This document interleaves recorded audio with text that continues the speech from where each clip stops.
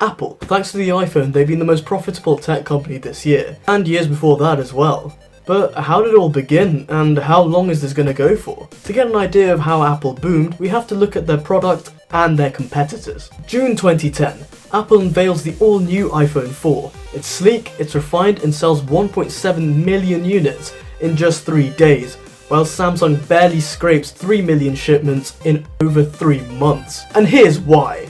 Apple's design language was miles ahead of any competitor. Their phones were housed in glass with a metallic frame. It felt like the real deal, and more importantly, it felt like a complete product. There was no way to tell how Apple would go about changing things for their next device. Even the operating system was so polished and clean. The icons, the pop-ups, the way it just came together and flowed oh so seamlessly. On top of all that, it was released at £499. That's $630 in today's money for a top-of-the-range iPhone. Looking over at Android's offerings, we have the HTC Desire and the Samsung Galaxy S. While the Samsung shared a similar front to the iPhone, its build quality wasn't quite there yet. Housed in plastic with a removable back, yes, it was practical, but it also felt a lot cheaper too.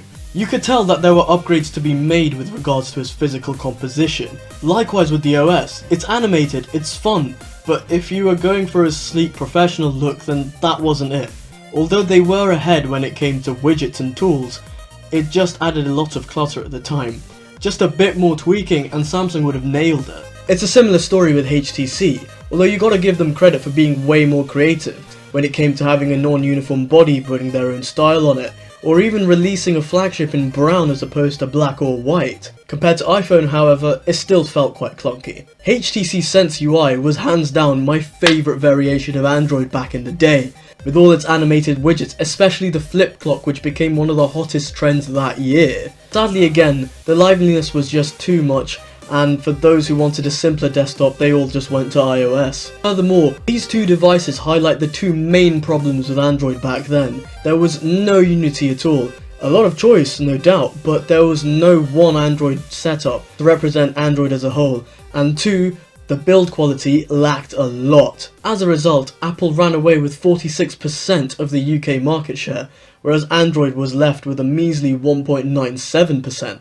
Fast forward 9 years and it's a different story altogether. Apple have been dethroned by Android and are no longer the market leader. How? Throughout those years, Apple's design language stayed pretty much the same, up until 2017, when they decided to bring out the notch, and that backfired massively, to the point where they had to cut their production target in half, because of how badly it sold. The following year, the XS turned out to be a disappointment as well, since they changed pretty much nothing and charged even more, which led to a projected $9 billion drop in revenue. Over on Android side, the boom was accelerated by 3 key factors. 1. They finally made the switch to a metallic body with a glass or metallic finish, and a uniform surface all over, none of the obtuse bends you'd see near the start. 2. There's finally some unity. If you look at the latest releases from the Android leaders, they look a lot similar to each other than they did all those years ago. They've got a cleaner OS, with less system apps, makes it a smoother experience for the users. Furthermore, it makes it an attractive choice for new buyers too. 3. Huawei.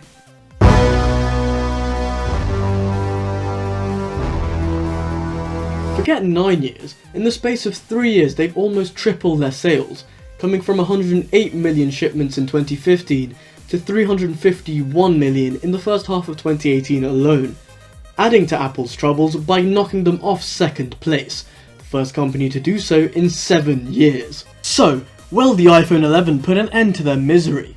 The answer is most probably yes, for 3 reasons. 1. They fixed their pricing strategy. Last year they had a budget offering at £700 and the main flagship was released at over £1,000. This year they've scrapped the budget name entirely and rebranded it as the main iPhone 11, whereas the top of the range is called the 11 Pro and still costs over £1,000. 2. They've innovated. Between the X and the XS there's barely any difference at all, and the X wasn't exactly a success. This year the addition of an ultra-wide lens shakes things up a bit and is enough to pass off as innovation. 3. Pretty colours. iPhones are known for their aesthetic and OS more than hardware specs. So this year, a purple paint job did the trick and set the internet on fire. That is it for today, guys. I hope you enjoyed the video. Please do make sure to like, share and subscribe, and stay tuned for more tech news.